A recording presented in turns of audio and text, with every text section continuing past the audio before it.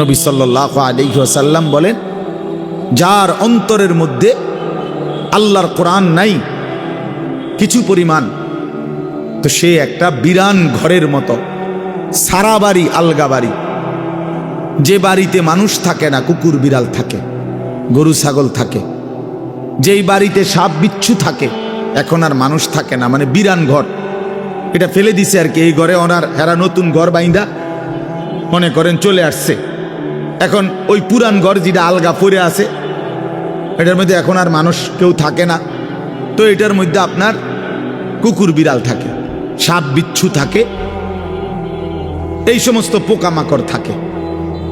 এইটারে কয় বাইতুল খারিব, বিরান ঘর, সারা বাড়ি।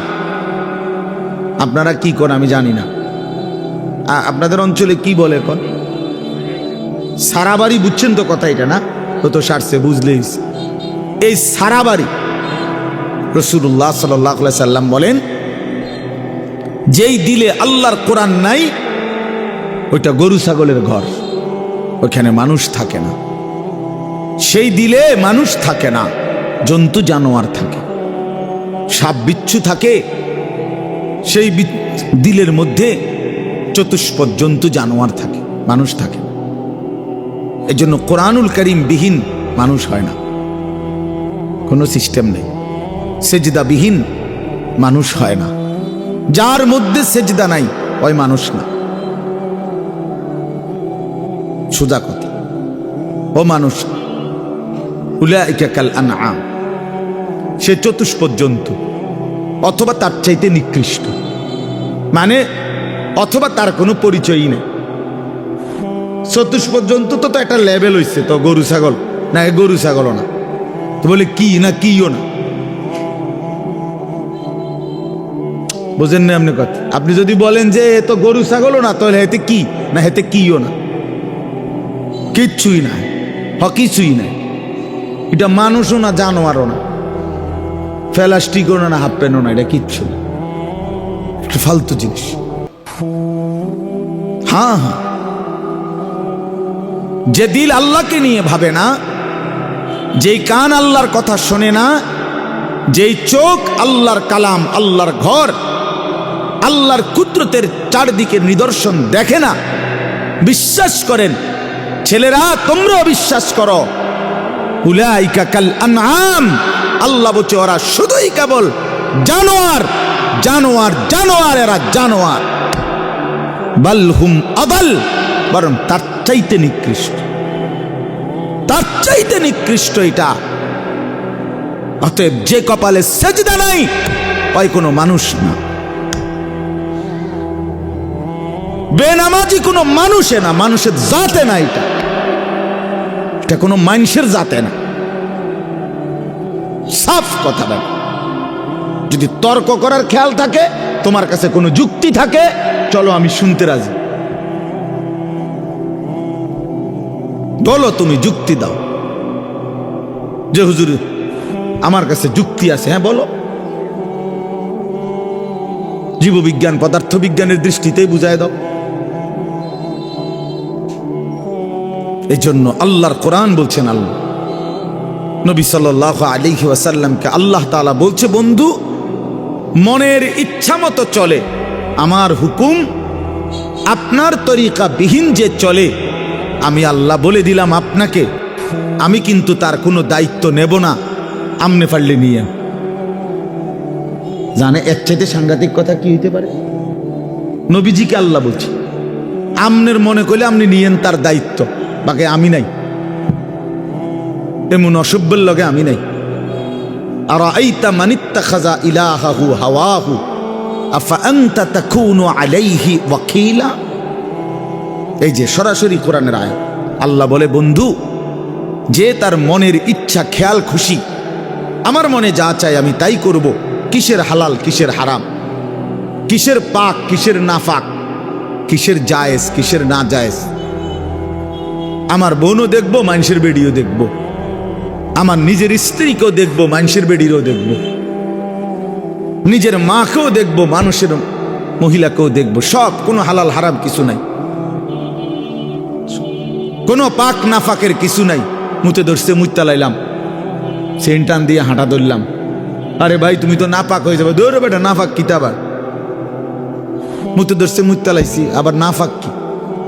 এই যে জীবন, পাক নাফাক, হালাল হারাম, জায়েজ না জায়েজ, বৈধ অবৈধ, এর কোনো হিসাব কিতাব যার মধ্যে নাই ভাইয়া। আল্লাহ তাআলা বলে, বন্ধু এ তো নিজের ইচ্ছা, নিজের মনের চাহিদাকে খোদা বানাইছে, তার আলাদা কোনো খোদা নাই। যদি আলাদা কোনো আল্লাহ থাকতো তো সে তো তাকেই মানত, তার কথাতে সে হালাল হারাম নির্ণয় করত, উচিত অনুচিত বুঝতো। সে তো বুঝলো না, মানলো না।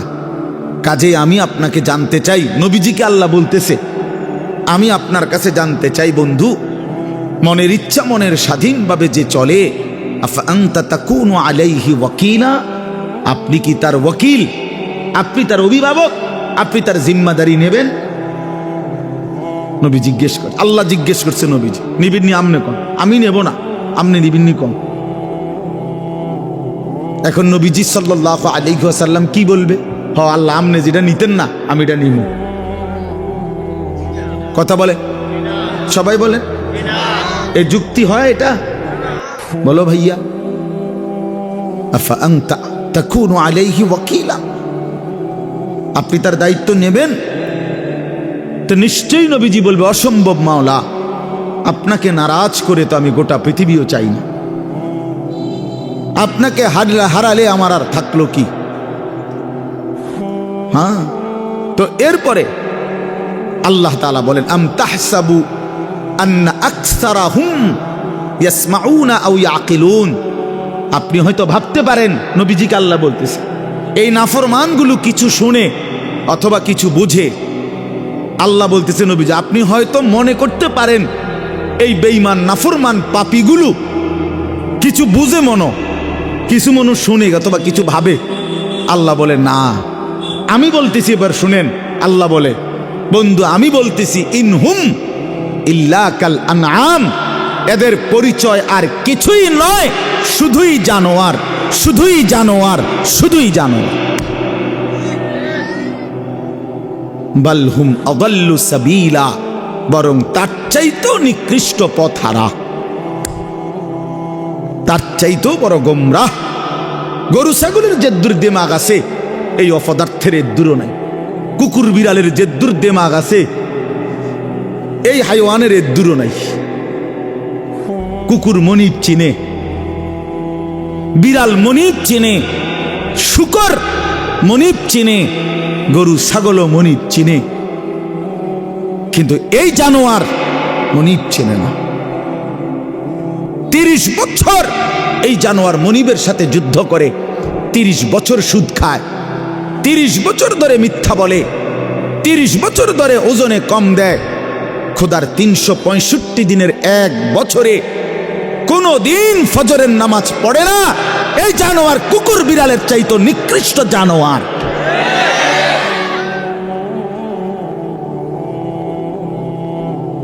তো মানুষের বাচ্চা দূরে থাক, পরের খবর।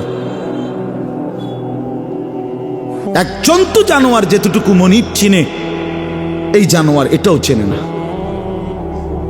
এক বছরে কোনোদিন মনে পড়বে না একটা মুসলমানের বাচ্চা। আরে কিও ভাই, আমার কাছে রীতিমতো এটা গবেষণার বস্তু মনে হয় যে এটা কিভাবে সম্ভব, এটা কিভাবে সম্ভব, এটা কিভাবে সম্ভব যে একটা বছর চলে গেছে, এই নাফরমান কোনোদিন ফজরের নামাজ পড়ে নাই। এটা মানুষের বাচ্চা কেমনে? আমার এটা মাথাতে ধরেন, কেমনে মানুষের বাচ্চা হইল? পরে মানুষের বাচ্চা কেন বলবে? ওই জানোয়ার না তো কে জানোয়ার?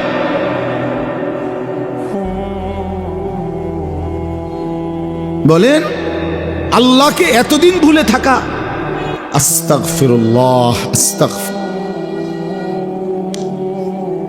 20 বছর লাগাতার দাড়ি কাটা, ওমা এটা কি ডাকায়? এবারটা কেমন শক্ত ডাকায়, চিন্তা করছেন না আপনি? তার কলজা কত শক্ত। আল্লাহ দেখাই দেব আপনার, আপনি দিবেন যতবার, আমি কাটমু ততবার। দেহুম আপনি পারেন না, আমি পারি।